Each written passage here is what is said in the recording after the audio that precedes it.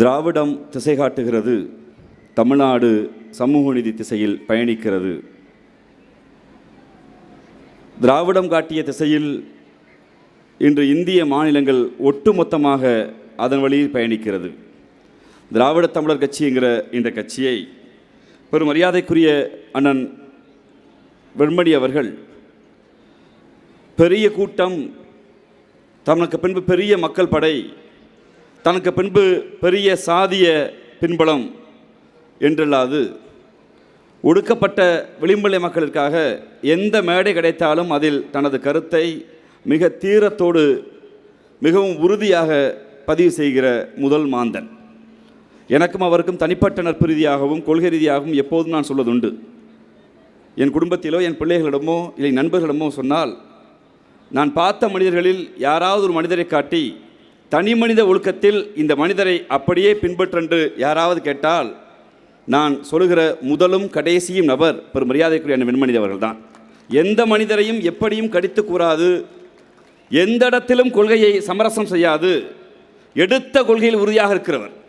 தமிழ்நாட்டு அரசியலில் எல்லா சாதிக்கும் கட்சி இருக்கிறது, ஆண்ட சாதிக்கும் கட்சி இருக்கிறது, நாங்கள் ஒடுக்கப்பட்டோர் என்று சொல்லி உயர் சாதியை நாங்கள் சீண்டுவோம் என்று சொல்லும் கட்சி இருக்கிறது.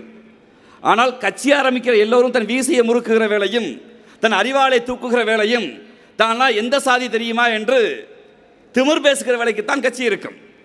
ஆனால் ஒடுக்கப்பட்ட மக்களில் உரிமைக்கு மட்டும்தான் இந்த உரிமை 2000 ஆண்டு காலமாக இந்த சமூகத்தில் நீ இந்த சாதி இந்த சாதி இந்த சாதி என்று சொல்லி சொல்லி சொல்லி வளர்த்த சாதிய பெருமைவாதி இளைஞரிடம் போய் நான் எந்த சாதியா என்று நெஞ்ச நிமித்தாதே, அதற்கு மாறாக நீனும் மனிதன் நானும் மனிதன் என்கிற உணர்வை விதை என்று உண்மையிலேயே ஒடுக்கப்பட்ட மக்களிடம் சாதி பெருமை பேசுவதிடம் இது உரிமை முழக்கம் என்றும், தான் கோருகிற கோரிக்கையை தான் சொல்லுகிற கோரிக்கையை ஒரு பிற்படுத்தப்பட்ட தோழன் புரிந்து கொண்டால் உண்மையிலேயே அது சமூக சமத்துவத்திற்கு சரியான அறைகூவலாக இருக்கும் என்பதை மிக உறுதியாக நம்புகிற மனிதன்.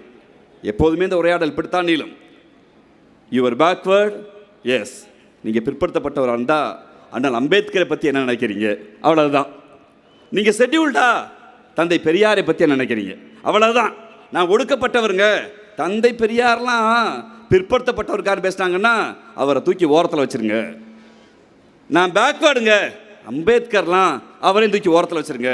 ஒரு பிற்படுத்தப்பட்டவன் தந்தை பெரியாரை ஏற்றுக்கொள்வதோடு புரட்சியாளர் அண்ணல் அம்பேத்கர் ஏற்றுக்கொண்டால் அவர் சமூக நீதி பக்கத்தில் நிற்கிறார் என்ற அர்த்தம். ஒரு ஒடுக்கப்பட்டவர் புரட்சியாளர் அம்பேத்கர் ஏற்றுக்கிற அளவிற்கு தந்தை பெரியாரை ஏற்றுக்கொண்டால் அதுதான் சரியான நீதி என்று உறக்க சொல்கிற ஒரு அமைப்புடைய மாநாட்டில் நிற்பது உண்மையிலேயே தன் சொந்த வீட்டில் நிற்கிற உணர்வோடு இருக்கிறேன். 2004ஆம் ஆண்டு காலம் அண்ணன் கூரா அவர்கள் ஒப்பிட்டவர்கள் தான் பல போராட்டங்களை தாண்டி முதலில் ஒரு சாதியை பின்புலம் கொண்ட ஒரு ஊரில் பிறந்து இந்த ஊருக்கு வந்து அரசியலை படிக்கிற போது எனக்கு தெரிந்து தம்பி ரகு மறைந்து ஏறத்தாழ 15-20 ஆண்டு காலமாக இருக்கும். தம்பி ரகு வீட்டுக்குள் போகிற போது தான் முதலில் ஒடுக்கப்பட்ட மக்களின் உரிமை குறித்து பேசுகிற அந்த வாய்ப்பை செம்மேடிலிருந்து தான் படிக்கிற காலத்தில் தொடங்கினோம். செம்மேடு, ஆலந்துறை, இங்கே இருக்கக்கூடிய போலுவாம்பட்டி, இக்கரை போலுவாம்பட்டி என்று தொடர்ச்சியாக உள்ஒதுக்கீடுக்காக அண்ணனோடு பயணித்த அந்த காலம் என்பது ஒரு பிற்படுத்தப்பட்ட சமூகத்தில் பிறந்தாலும் ஒடுக்கப்பட்ட உரிமைதான் முதல் உரிமை, சமூக நீதியில் இருக்க முடியும் என்பதில் மிக உறுதியாக நம்புகிற களத்தை எனக்கு ஏற்படுத்தி கொடுத்த தலைவர் பெரும் மரியாதைக்குரிய அண்ணன் வெண்மணி அவர்கள். இன்று திராவிடம் திசை காட்டுகின்ற ஏன் சொல்கிறோம், என்னுடைய தங்கை கனிமொழி பேசுகிற போது கூட இங்கே கூட ஒரு மாற்று கருத்து வச்சிங்க. நான் எனக்கு மாற்று கருத்து இருக்குது. தங்கை கனிமொழி போரிடம் முழுக்க நீங்கள் தெலுங்கிலேயே பேசுங்கள், ஏனென்றால் அது நமது உரிமை. பண்பாட்டை அழைக்க வேண்டிய அடையாளம் தேவையில்லை. அன்னை தாய்மொழியை மொழிகளின் தாய் என்கிறோம். ஏன் அதை மொழிகளின் தாய் என்கிறோம்? அன்னை தாய்மொழி தன் உதரத்தில் தமிழி என்கிற எழுத்தை கொண்டு, தமிழி என்கிற எழுத்துருவை கொண்டு, தமிழி முதலில் எழுத்துரு வந்தது, தமிழிலிருந்து தமிழ் பிறந்தது, தமிழிலிருந்து தெலுங்கு பிறந்தது, தமிழிலிருந்து கன்னடம் பிறந்தது, தமிழிலிருந்து துளு பிறந்தது, தமிழிலிருந்து கோண்டு பிறந்தது, தமிழிலிருந்து மலையாளம் பிறந்தது, தமிழிலிருந்து பராகுயி பிறந்தது, தமிழிலிருந்து கோவா பிறந்தது, தமிழிலிருந்து பகாயி பிறந்தது, தமிழிலிருந்து ராஜ்மஹா பிறந்தது. நமது அடையாளம் தமிழி என்கிற பண்பாட்டு அடையாளம் தான். தான் தமிழர் என்று பெருமையோடு சொல்கிற எந்த கும்பலிடம் கொண்டு போய் நீ தமிழர் என்றால் கீழடியில் கண்டுபிடிக்கப்பட்ட பானை ஓடுகள் இருக்கிற தமிழி என்கிற எழுத்தில் உன்னால் படிக்க முடியுமா என்று கேட்டால் அவர்களால் உறுதியாக படிக்க முடியாது. காரணம், தமிழி என்கிற எழுத்தை தான் செந்தமிழன் என்று சொல்கிற எந்த தமிழனாலும் படிக்க முடியாது. அந்த தமிழி என்கிற எழுத்துரு தான் நம்முடைய தாய்மொழி. நாம் இனத்தால் திராவிடர், மொழியால் தமிழர் என்கிற பெருமைமிக்க அடையாளத்தை உறக்கச் சுமப்போம்.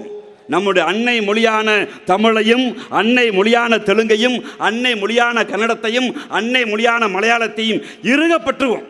அரசியலில் நமக்கு இருப்பது தாய்மொழி அடையாளம் என்பது மொழிகளின் தாயான மரியாதைக்குரிய அண்ணன் மதிவந்தன் அவர்களை, மாண்புமிகு அமைச்சர்களை அன்போடு மடக்கிழைக்கின்றோம்.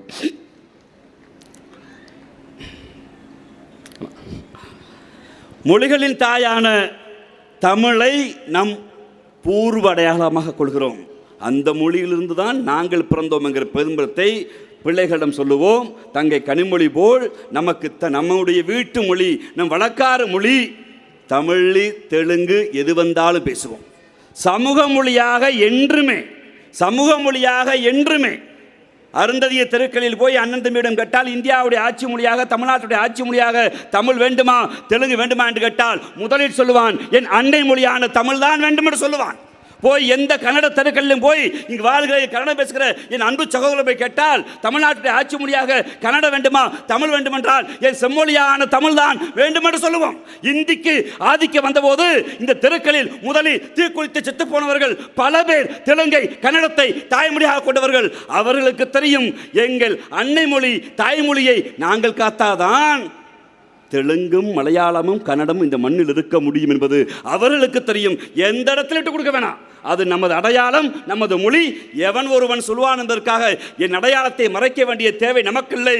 நாம் அதுவும் கோயம்புத்தூர் போன்ற இங்கு மொழிச்சிறுபான்மை மக்கள் தங்களை மொழிச்சிறுபான்மை என்று உணராது நாங்கள் தமிழர்கள் என்று உணர்ந்து வீட்டு பாஷா வேற, சமூக பாஷா வேறையா இருந்தாலும் எங்கள் அடையாளம் தமிழ் என்று நிற்கிற போது உங்கள் அடையாளத்தை நீங்கள் எந்த இடத்திலும் தொலைத்து விடாதீர்கள். அந்த அடையாளத்தை நாம் தொலைத்தால், ஒரு காலத்தில் அடையாளத்தை தொலைத்ததால் நிலமற்றவராய் மாறி போனோம். ஒரு காலத்தில் அடையாளத்தை தொலைத்ததால் இன்று கீழ்சாதியா ஆதி போனோம். இப்போது அடையாளத்தை தொலைத்தால் இனிமேல் நாதியற்று போய்விடுவோம். நமது அடையாளத்தை தொலைக்காதீர்கள். அதற்கு மாறாக இருமாப்போடு நாங்கள் இனத்தால் திராவிடர், மொழியால் தமிழர் என்கிற உறக்க பேசுங்கள். அன்பு கொண்ட மக்களே, இப்போது இருக்கிற தேவை பல பேர் சொல்கிறாங்க, இந்த அரசாங்கம் எதுக்கு வருதுன்னு. சமூக நீதி திட்டமா இல்லை எல்லோருக்கும் இல்லாமா? எல்லாம் தாண்டி இந்த அரசாங்கத்தில் நான் அண்ணன் செந்தில் பாலாஜி அவர்களை மேடையில் வைத்துக்கொண்டே சொல்ல விரும்புகிறேன். நான் கருத்தியலாளர் ஒரு பெரியாரிஸ்ட். ஒரு பிற்படுத்தப்பட்ட சமூகத்தில் பிறந்தவர், ஒரு ஒடுக்கப்பட்டவருடைய மனநிலையை புரிந்து கொண்டால்தான் அவர் சரியான தலைவராக இருக்க முடியும்.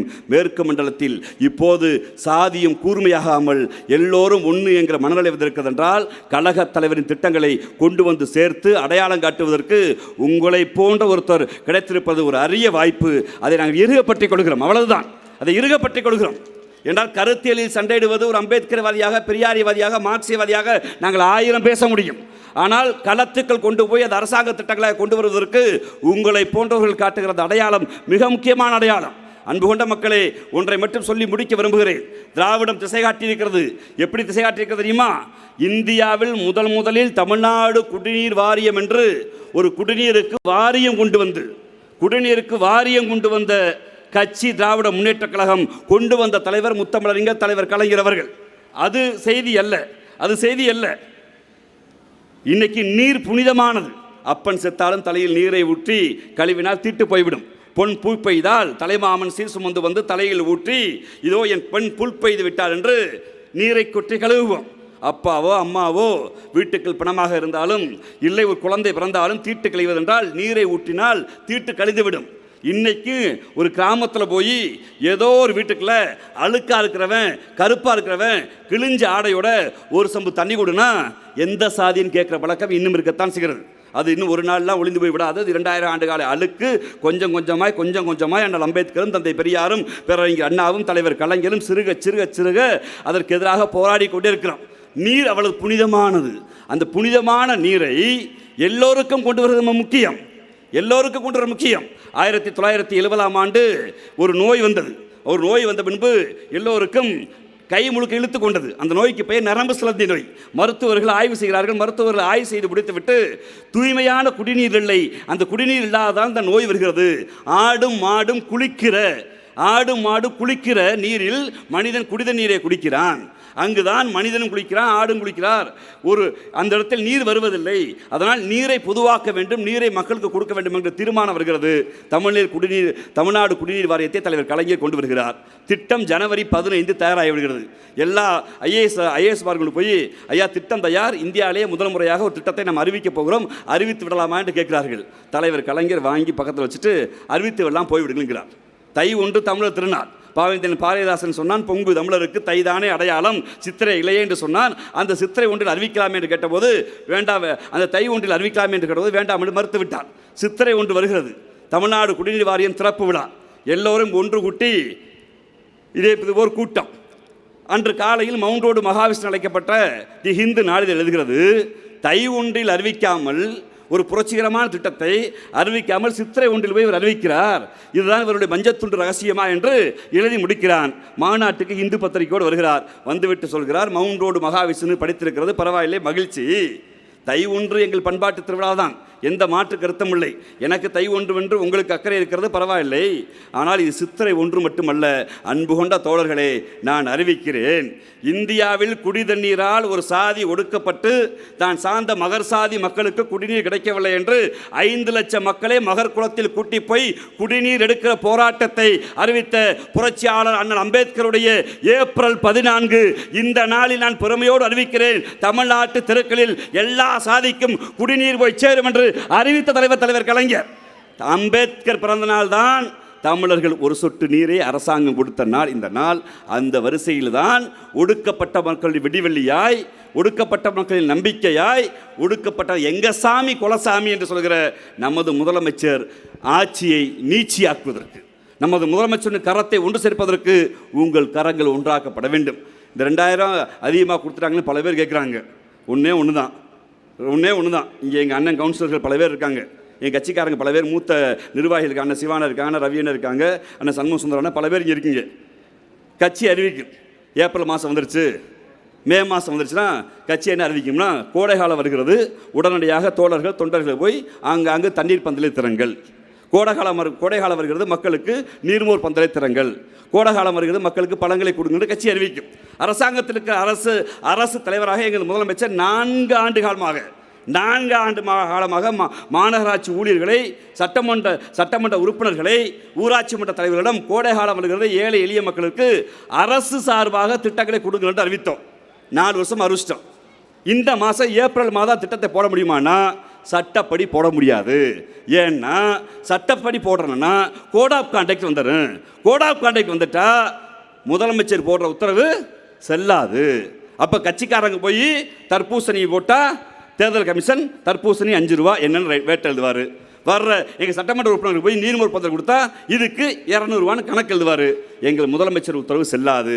அதற்குத்தான் முன்கூட்டியே எங்கள் முதலமைச்சர் அறிவித்தார், கோடைகாலம் வருகிறது, தேர்தல் வருவதற்காக வெயில் ஒன்றும் மறைந்து போகாது, தேர்தல் வருவதற்காக ஒன்றும் இந்த சூடு தணிந்து போகாது.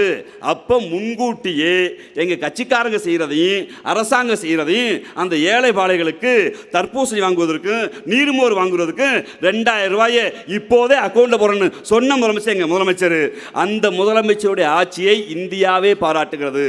அதனால்தான் நாம் மீண்டும் இப்போது கூறுகிறேன், நான் அருந்ததியர் என்கிற உணர்வோடு நான் கூடினால் அது உரிமைக்கான முழக்கமாக